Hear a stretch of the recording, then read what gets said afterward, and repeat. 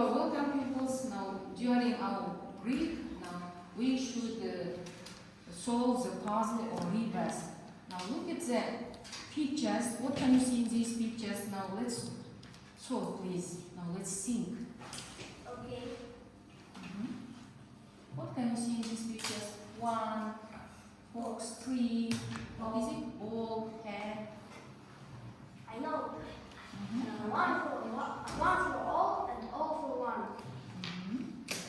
You are quite right. Now can you give me Kazakh or Russian equivalents? Do you know? Yes. Can you please? Один за всех, а все за одного. You are quite right, Amhan. Can you give Kazakh equivalent? Do you know? Girls, what about you? Every dog has. No, you are wrong. Now let's solve the second